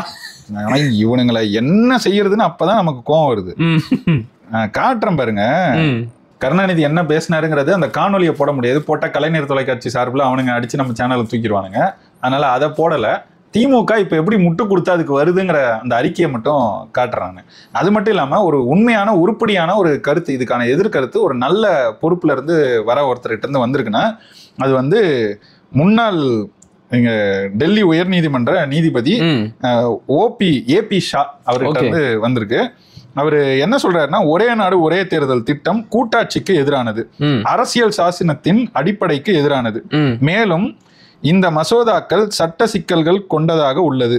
சட்டமன்ற தேர்தலை எப்போது நடத்த வேண்டும் என்று அதிகாரத்தை தேர்தல் ஆணையத்திற்கு வழங்குவது சரியான நடவடிக்கை அல்ல அப்படின்னு அவர் சொல்லி ஒரு கருத்தை சொல்லியிருக்காரு. சிறப்பான கருத்து. அதுதான் உண்மையிலேயே இந்தியாவில் ஒரு வலுவான அரசியல் சாசன ஒரு பொறுப்புல இருந்த ஒருத்தர் வெளிப்படுத்திய ஒரு கருத்தா பார்க்குறோம். இந்த கருத்தை தாண்டி இங்க எதுவுமே ரொம்ப வலுவான கருத்துன்னு நமக்கு பெருசா பார்க்க முடியல. எல்லா கட்சிகள், இங்க நிறைய கட்சிகள், மாநில கட்சிகள் எழுப்புறாங்க. இவங்களோட நோக்கம், பாஜகவோட நோக்கம் வந்து மாநில கட்சிகள்னு இல்லாம பண்ணிடணும் அப்படிங்கிறது தான் முதன்மை நோக்கமா வச்சுக்கிட்டு வராங்க. அதுதான் இவங்களோட இலக்கு. அதை அடையிறதுக்கு இதையும் பயன்படுத்தணும்னு பாக்குறாங்க. அப்ப அதுக்காகவாவது இங்க இருக்கிற மாநில கட்சிகள் எல்லாரும் இணைந்து இதை எதிர்க்கணுங்கிறது தான் இதுல நம்மளோட. சரிண்ணே, அடுத்து ரொம்ப ரொம்ப முக்கியமானது, மக்களுடைய அத்தியாவசிய வாழ்க்கையை பாதிக்கக்கூடிய ஒரு கேள்வி. 2018க்கு பிறகு போக்குவரத்து கட்டணத்தை உயர்த்துவது தொடர்பான கருத்து கேட்பு கூட்டத்தை நடத்த போறாங்களாம். எப்படி பாக்குறீங்க? ரொம்ப நாளா போக்குவரத்து கட்டணம் உயரவே இல்லை. இப்ப அதற்கான ஒரு கூட்டமும் நடக்க போகுது. உயருமா? உயர்ந்தால் எவ்வளவு உயரும்? ஏன் உயர்த்த வேண்டும்? இத கேள்விக்கெல்லாம் என்ன பதில்? இதெல்லாம் உயர்த்த மாட்டேன்னு இவர் வாக்குறுதி கொடுத்துட்டு தான் ஆட்சிக்கு வந்திருக்காரு. நிறைய ஏத்திட்டாங்க, நாங்க வந்தோம்னா ஏத்த மாட்டோம்னு சொன்னாரு. இப்படி சொல்லிட்டு சொத்து வரியை கண்ணாபின்னான் 3 தடவை ஏத்திட்டாரு. மின் கட்டணத்தை ஏத்திருக்காங்க. மின் கட்டணமும் 2 முறை ஏறி இருக்கு. பால் விலையும் ஏறி போச்சு. எல்லாமே ஏறி இருக்கு. இப்ப இது மட்டும் ஏறாம இருந்துச்சு, இதுலயும் இப்ப கை வைக்கிறதுக்கு வராங்க. நமக்கு என்ன இதுல கோபம் கூடுதலான்னா, மகளிருக்கு இலவச பேருந்துன்னு தமிழ்நாடு முழுக்க எல்லா இடத்துலயும் விட்டீங்கல்ல. அப்போ விட்டுட்டு இந்த பக்கம் கட்டணத்தை ஏத்துவன்னா நீ எதுக்கு செய்யற? கட்டணத்தை ஏத்துனா எப்படியும் அந்த குடும்பங்களுக்கு தானே இது ஒரு சுமையா வரும். அப்ப நீ ஒரு பக்கம் இலவசங்கிற, அதுக்கு இன்னொரு பக்கம் கட்டணத்தை உயர்த்துறங்கிற, அதுக்கு ஏன் உயர்த்துற? எல்லார்கிட்டயுமே எவ்வளவு குறைவா வாங்கினா உன்னால செய்ய முடியுதோ குறைவா வாங்கிட்டு நல்லா செய்யு. மக்கள் ஏற்றுக்கொள்ள தானே. ஆட்சிக்கு வந்த புதுசிலே என்ன ஐயா பழைய நிதி அமைச்சர் பிடிஆர் பழனிவேல் தியாகராஜன் அவர் வந்து ஒரு வெள்ளை அறிக்கை கொடுத்தார். அப்பவே அவர் தெளிவா சொன்னாரு, 45,000 கோடிக்கும் மேல போக்குவரத்து துறைக்கு நஷ்டம் இருக்கு. இந்த திட்டத்தை எல்லாம் செயல்படுத்த வேண்டாம் அப்படின்னு தனிப்பட்ட முறையில் சொன்னதாக ஒரு செய்திகள் நமக்கு வந்துச்சு. ஆனால் எதையும் கேட்காம இந்த திட்டத்தை அறிவிச்சாங்க, இந்த இலவச பேருந்து பயணத்தை. அதனால அரசுக்கு இப்போ எவ்வளோ பெரிய நஷ்டம் தெரியுமா? 45,000 கோடியில இருந்து ஓராண்டில் மட்டுமே 18,000 கோடி அளவுக்கு நஷ்டம் ஏற்பட்டிருக்கு. ஐயா சிவசங்கரனே ஒரு பேட்டியில சொன்னாங்க, கொண்டு வந்து தெருவுக்கு நிறுட்டாங்க. இப்போ வந்து இதை ஏத்தணுங்கிற இடத்துக்கு. ஏன்னா நீங்க ஒன்ன பாருங்க, எந்த அரசுமே இந்த மாதிரி விலை ஏத்துறது இதெல்லாம் வந்து தேர்தலுக்கு நெருக்கத்துல செய்ய மாட்டாங்க. இன்னும் ஓராண்டுக்குள்ள தேர்தல் தெரியும், தெரிஞ்சுக்கிட்டு இப்ப ஏத்துறாங்கன்னா வேற வழி இல்ல, சமாளிக்க முடியல. ஏன்னா அவங்களுக்கு கொடுக்க வேண்டிய நிலுவை தொகையே பெரிய தொகையா இருக்கு. அவங்க விடுப்பு கடைசியில முடிச்சுட்டு பணி ஓய்வு பெறாங்கல்ல, அவங்களுக்கு ஒரு தொகை கொடுக்கணும்ல, ஓய்வூதிய தொகை ஒண்ணு கொடுக்கணும்ல, அவங்களுக்கு ஓய்வு பெறும்போது ஒரு தொகை கொடுக்கணும்ல, அதையே கொடுக்க முடியல. அது அவங்க கட்டின தொகை, பிஎஃப் தொகை. அது இதையே இவங்களால கொடுக்க முடியாத நிலையில இவங்க அரசு நடத்திக்கிட்டு நாங்க சிறப்பான ஆட்சியை கொடுக்குறோம், எந்த கொம்பனாலும் குறை சொல்ல முடியாத ஆட்சி கொடுக்குறோம்னு இதுக்கு மேல என்ன புரிய வைக்கிறது? இன்னும் எவ்வளவுதான் நஷ்டம் ஏற்படுத்த போறாங்கன்னு தெரியலண்ணே. 9 லட்சம் கோடி நம்ம சொன்னா கூட நம்ம மேல பொங்கிட்டு வந்து திட்டுவானுங்க. பாஜக காரன் சொல்றான், இல்லன்னா இல்லன்னு சொல்ல வேண்டியதானே, எவனுமே வாயை திறக்கலையே, அமைதியா இல்ல. அவன் ஏன் சொல்லணும்? நேற்றைக்கு முன்தினம் ரிப்போர்ட் ஒன்று வந்துச்சு, இந்தியாவிலேயே அதிகம் கடன் வாங்கிய மாநிலம், கடன் வாங்குவதில் முதல் இடத்தில் இருக்கும் மாநிலம் தமிழ்நாடு அப்படின்னு. எவ்வளவு பெருமை! கடன் அப்படின்னு சொன்னா அது கடனா ஏன் பாக்குறீங்க? நாங்க இன்வெஸ்ட்மெண்ட் பண்றோம், இந்த மாநிலத்துல இன்வெஸ்ட் பண்ணி தொழில் வளத்தையும் கல்வி வளத்தையும் பெருக்கி அதுல இருந்து வருமானத்தை ஈட்டுறோம் அப்படிங்கிறாங்க. நீங்க இன்வெஸ்ட் பண்ணிக்கிறீங்க, நீங்க இன்வெஸ்ட் பண்ணலன்னே சொல்லல. நீங்க இன்வெஸ்ட் பண்ணதை தான் நாங்க பாத்துக்கிட்டு இருக்கோமேடா. நீங்க மாநிலமால கடன் வாங்குறீங்க, இன்வெஸ்ட் நீங்க தனியா பண்ணிக்கிறீங்க, மாநிலமா கடன் வாங்கிடுறீங்க. சரின்னு கடைசி ஒரு கேள்வி, நீங்களும் பார்த்துருப்பீங்க, தமிழில் பெயர் பலகை வைக்கல அப்படின்னா எந்த ஒரு கடுமையான நடவடிக்கையும் எடுக்காதீங்க அப்படின்னு உயர்நீதிமன்றம் சொல்லியிருக்கு. எப்படி பாக்குறீங்க? இது கடுமையா எதிர்க்கப்பட வேண்டியது, எல்லா கட்சிகளும் சேர்ந்து இதை எதிர்க்கணும். காரணத்தோட சொல்றேன், 2017-18 இருந்து மதுரை உயர்நீதிமன்றம் மட்டும், மதுரை கிளை மட்டும் ஒரு 4 முறையாவது அரச கடுமையா சாடி இருக்கு. தமிழ்ல இன்னும் பெயர் பலகை மாற்றப்படல, ஏன் மாத்தல, ஏன் அதுக்கு நடவடிக்கை எடுக்கல, இப்படி செய்யாதவங்க மேல கடுமையான நடவடிக்கை எடுங்க, இதை செய்யுங்க. இத்தனை தடவை நாங்க சொல்லியும் நீங்க செய்யலன்னு எடப்பாடி அரசையும் திட்டுச்சு, ஸ்டாலின் வந்த பிறகு ஸ்டாலின் அரசையும் திட்டுச்சு. சரி, இவ்வளவு திட்டின பிறகாவது ஏதாவது செய்வாங்கன்னா செய்யல. எப்ப நடந்துச்சு செய்ய ஆரம்பிச்சாங்கன்னா, திருவண்ணாமலையில ஒரு சில மாதங்களுக்கு முன்னாடி ஒரு சிக்கல் வந்துச்சு, வெறும் தெலுங்குல வச்சிருந்தாங்க. அதை எதிர்த்து பல குரல்கள் எழுந்த பிறகு அங்க வந்து அந்த மாவட்ட ஆட்சியர் அங்க ஒரு அறிக்கையை கொடுத்து அங்க அறிவிப்பு கொடுத்து 2 மாசம் கெடு கொடுத்தாரு. சில இடங்கள்ல சில நடவடிக்கை எடுத்திருக்காங்க. இந்த மாதிரி சில நடவடிக்கைகள் எடுக்கும்போது இது தமிழ்நாடு முழுக்க இன்னும் சில மாவட்டங்கள்ல கூட அதை பத்தி அறிவிப்புகள் வந்திருக்கு. வந்த உடனே இந்த மாதிரி நடவடிக்கை எடுக்கப்பட்ட உடனே சிலர் உயர்நீதிமன்றத்தை நாடுகிறார்கள், கடுமையான நடவடிக்கை எடுக்கிறாங்க. கடுமையான என்ன செய்திருவாங்க பெருசா சொல்லுங்க? அபராதம் விதிப்பாங்க, அவ்வளவுதான். கடை என்ன மூடி சீல் வச்சிருவாங்க. அபராதம் கூட எவ்வளவு இருந்துச்சு தெரியுமா முன்னாடி? அதுக்கும் திட்டினாங்க உயர்நீதிமன்றம். 150, 200, அதிக அளவு போனா 1500. நான் ஒரு கடையில கேட்கும் போது, இப்ப நம்ம நண்பர்கள் கூட நிறைய பேர் நிறைய கடைகள்ல போய் பேசும்போது அவங்க சொன்னது என்னன்னா, அட போப்பா, அதை மாத்திரம்னா 5000 ரூபாய் ஆகும், உனக்கு அதுக்கு நான் வந்து 1000 ரூபாய் தான் ஃபைன்னா, ஃபைனை கட்டிட்டு போயிடுவேன் அப்படின்னு சொல்லுவேன். அப்ப இது எந்த மாதிரி நிலையில அவங்களோட சிந்தனை இருக்கு? அப்போ நீதிமன்றம் இதை கருத்தில் கொண்டு எப்படி செயல்பட்டு இருக்கணும், எப்படிப்பட்ட நடவடிக்கையை எடுக்க சொல்லி அரசுக்கு இவங்க கடுமையான ஒரு உந்துதலை கொடுத்துருக்கணும். ஆனா உயர் நீதிமன்றமே வந்து ஏன் கடுமையா நடவடிக்கை எடுக்கிறீங்க, எடுக்காதீங்கன்னு சொன்னா, இத மாதிரி அரசும் சரியில்லை, நீதிமன்றமும் சரியில்லைன்னா தமிழன் எங்கதான் போவான்? தமிழ் எங்கதான் போவோம்? தமிழ்நாட்டிலேயே தமிழை வந்து கட்டாயப்படுத்துறதுக்கு கர்நாடகாலையும் உயர் நீதிமன்றம் இருக்கு. இப்படி சொல்லிருமா உயர் நீதிமன்றம்? வாய்ப்பே கிடையாது. யார் வேணா உட்காரட்டாங்க, அங்க ஒரு வங்காளி வந்து உட்காரட்டும், இல்ல காஷ்மீரி உட்காரட்டும், தமிழர் உட்காரட்டும், யார் வேணா, இந்திக்காரன் உட்காரட்டும், இந்தி இருக்கணும், கன்னடம் இருக்கக்கூடாது, கடுமையான நடவடிக்கை எடுக்காதீங்க, கன்னடம் இல்லைன்னா கடுமையான நடவடிக்கை எடுக்காதீங்கன்னு சொன்னா அவன் உயர் நீதிமன்றம் கூட பார்க்க மாட்டான். ஆளுங்கட்சி எதிர்கட்சி எல்லாம் சேர்ந்து உங்களை கடுமையா எதிர்ப்பான். தமிழ்நாட்டுல அந்த அரசியல் இல்லாத அந்த அளவுக்கு கூட நம்ம கடுமையா நடந்துக்க வேணான்னு, குறைஞ்சபட்சம் இந்த நீதிபதிகள் நம்முடைய உணர்வை கூட புரிஞ்சுக்க மாட்டாங்களா? இல்ல, நடவடிக்கை எடுக்கிறதுல என்ன தப்பு? சட்டம் இருக்கு, சட்டத்தை நடைமுறைப்படுத்தாதுன்னு சொல்றதுக்கு நீதிமன்றம் எதுக்கு? கரெக்ட். சட்டத்தை சரியா அரசுகள் நடைமுறைப்படுத்தல அப்படின்னா நீதிமன்றம் தலையிட்டு நடைமுறைப்படுத்துன்னு சொல்றது தானே சரியான நீதி. ஆனா நீ அதை கடுமையாக நடவடிக்கை எடுக்காதே சொல்றதுக்கு நீ இன்னைக்கு இதை சொல்றவங்க நாளைக்கு வந்து தமிழ் படிச்சவங்களுக்கு வேலை கொடுக்கல அப்படின்னா அதையெல்லாம் பெருசா எடுத்துக்காதீங்க அப்படின்னு சொல்லுவாங்க. இதனாலதான் சொல்றோம், நாம் தமிழர் கட்சி 2024 இந்த தேர்தல் வரைவு வெளியிட்ட போது அதுல சொன்னது, இங்க இருக்கிற எல்லா தேசிய இனங்கள்கிட்டையும் பேசி இந்த மாறுதல்களை கொண்டு வருவோம் முன் வச்சதுல நீதித்துறையிலும் பல மாறுதல்களை முன்வைத்தது. அதுல இந்த மாதிரி அந்தந்த மாநிலத்துக்கு அந்தந்த மாநில நீதிமன்றம் தான் உச்சபட்ச நீதிமன்றமா இருக்கணும். உச்ச நீதிமன்றம்ன்றது மாநிலங்களுக்கு இடையேயான, இப்ப கர்நாடகாவுக்கும் தமிழ்நாடுக்கும் பிரச்சனைனா தான் உச்ச நீதிமன்றம் போகணும். இல்லைன்னா கடைசி நீதி இங்க தான் இருக்கணும். இங்க வந்து மாவட்ட நீதிமன்றத்துல ஒரு தீர்ப்பு வரும், அது அப்படியே தலைகீழ அதுக்கு வேற ஒரு நீதி வந்து உயர் நீதிமன்றத்துல வரும். அப்புறம் மேல்முறையீடுக்கு நீங்க உச்ச நீதிமன்றம் போனீங்கன்னா இவங்க கொடுத்ததுல இருந்து முற்றிலும் வேறுபட்ட ஒரு தீர்ப்பு வரும். ஒரு வழக்குக்கு ஒரே அரசியல் சாசனத்தின்படி சட்ட விதிகளின்படி தீர்ப்பு வழங்குற 3 வெவ்வேறு நீதிமன்றங்கள் எப்படி 3 வெவ்வேறு தீர்ப்புகளை வழங்க முடியும்? கரெக்ட். அப்ப இதெல்லாம் வந்து சரிப்படுத்தணும், நெறிப்படுத்தணும். அப்ப இதை எப்படி சரி செய்யலாம்னா அங்கேயே வச்சுக்கோங்க, சரியா கொடுங்க, சரியான நீதி இருக்கட்டும். குறிப்பா அந்தந்த மாநிலத்துல இருக்கிற நீதிமன்றம் தான் உச்சபட்ச நீதிமன்றமா இருக்கும்போது அதுக்கு அந்த மாநிலத்தை சேர்ந்தவங்களே வைங்க. ஏன் மொழி புரியாதவனுக்கு என் வழி எப்படி புரியும்? கரெக்ட். எப்படி சரியா நடவடிக்கை எடுப்பான்? இன்னைக்கு வரைக்கும் தமிழை வந்து நீதிமன்றத்துல வழக்காடு மொழியாக மாற்ற முடியாம இருக்கிறதுக்கு இது முக்கிய காரணம். இந்தி இருக்குல்ல, இந்தி 50-60கள்ல இருந்து இந்தி பேசுறாங்கல்ல, அலகாபாத்ல வந்துச்சு, எல்லா இடத்துலயும் வந்துச்சுல்ல, அங்கெல்லாம் உங்களால பேச முடியுதுல. அப்ப தமிழ்நாட்டுல ஏன் தமிழை பேச முடியல நீதிமன்றத்துல? ஏன்னா பிற மொழியாளர்கள் வந்து இங்க நீதிபதிகளா அவங்களுக்கு புரியாதுன்னு சொல்றீங்க, இதை எப்படி ஏற்க முடியும்? ஏன் மொழி புரியாதவன் ஏன் என் மாநிலத்துல இப்படி ஒரு பதவியில இருக்கான்? நீதி வழங்குறவனுக்கே புரியலனா இங்க பாதிக்கப்பட்டு குற்றவாளி கூண்டுல நிக்கிறவனுக்கெல்லாம் புரியாம இருக்கு, அதை பத்தி எல்லாம் கவலை இல்லையா? இப்ப இதுதான் பிரச்சனை. இது புரியாதனால தான் இங்க மொழி சார்ந்த ஒரு பிரச்சனை வரும்போது, ஒரு சிக்கல் வரும்போது, அதுக்கு தீர்ப்பு வழங்கும் போது இந்த மாதிரி அடிப்படையா ரொம்ப பிழையான ஒரு தீர்ப்பை வழங்கியிருக்கிறாங்க. அருள் கூர்ந்து இனிமேலாவது நீதிபதிகள் இதை பார்த்து கொஞ்சம் இதுல இருந்து மாத்திக்கணும்னு நான் கேட்டுக்கிறோம். கூடுதலா இங்க இருக்கிற எல்லா அரசியல் கட்சிகளுமே இதை எதிர்த்து கடுமையா அறிக்கைகள் கொடுக்கறது மட்டும் இல்ல, போராடணும் கூடன்னு நினைக்கிறேன். சரிண்ணே, பொறுத்து இருந்து பார்க்கலாம் யார் யார் என்னென்ன செய்யறாங்க அப்படின்னு. பல தகவல்களை ரொம்ப விரிவா பகிர்ந்துக்கிட்டீங்க. அடுத்த வாரமும் அண்ணன் கூட இதே மாதிரி அரசியல் உரையாடல்களை நடத்தலாம். அது வரைக்கும் நன்றி, வணக்கம். நன்றி, வணக்கம். அதெல்லாம் வருவேன், அவரை நம்பாதீங்க. வணக்கம்.